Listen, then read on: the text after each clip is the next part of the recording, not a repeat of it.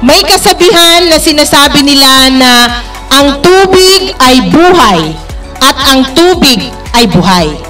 Pag sinabi nating ang tubig ay buhay, ito ay dahil sa lahat ng nilalang na mayroong buhay na ginawa ng Panginoon ay nakadepende sa tubig upang mag-exist o mabuhay.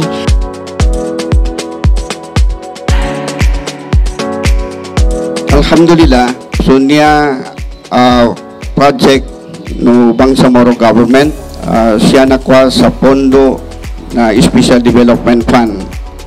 So, Special Development Fund, adin 50 billion for 10 years.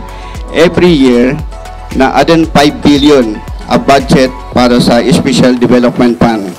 Intended, so niya pa pondo para siya kanu mga affected communities no kinambunwa. So timpo no kinambunwa na niya ba intended ba niya ba pondo para sa niya ba SDF tingin sa Special Development Fund. Nagukay tayo ng nasa 6 na tubo na 6 meters. Tapos ang challenges talaga nito is kung paano natin makukuha yung pinaka-potable water nito. Expected po namin dito kasi malakas po yung flowing ng water. Expected po natin na dito sa sitio, dito banda sa may barangay hall is matutulungan pati yung sa sitio ng Pangi. Tapos ang pinaka-importante po dito is natulungan po natin yung 3 masjid, tapos isang eskwelahan, pati may madrasa po. Nung time po na nag-validate po kami through lahat po ng schools to find sources or magbigay po ng konting repairs sa mga kanilang water system.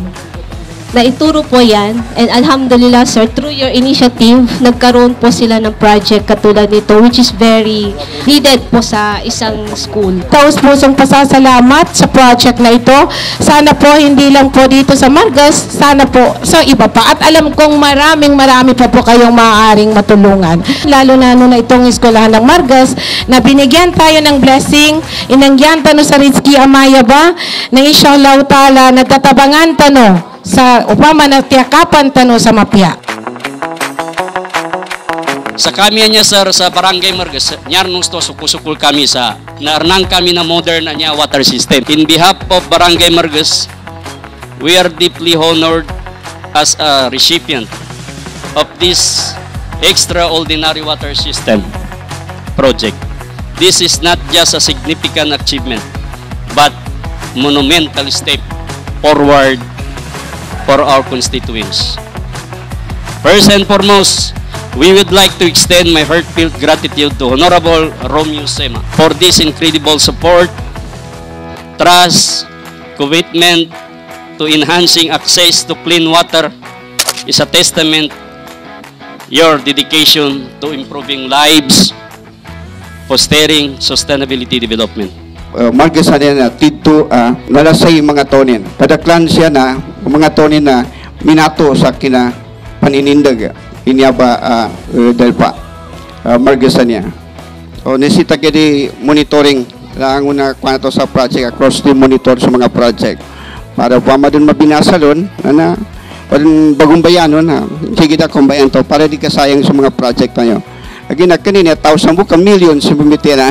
On behalf of the Chief Minister, Awad Balawag Ibrahim, na panginsukulang ko, sulang, sa kano, nakakontribute sa pag-example ni Matidong Masla.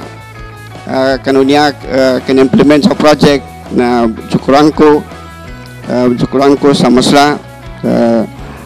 Niya ito panginin sa Allah Subhanahu wa Ta'ala, na suka ba magayo no sakita no ang mga Muslim Bangsamoro na mapalalayon gabagir kang utano makwapan so tito singanin no sakita no abang Bangsamoro. Medyo kusukul kami ka adana niya nakauma makatabang sa marakla tao. Basta na nato dalapan niya ba makoma na mapasang gidi kabagwan sa iga. Nabusuk-kusukura ko sa niya ba government kani MPC napakwano na project.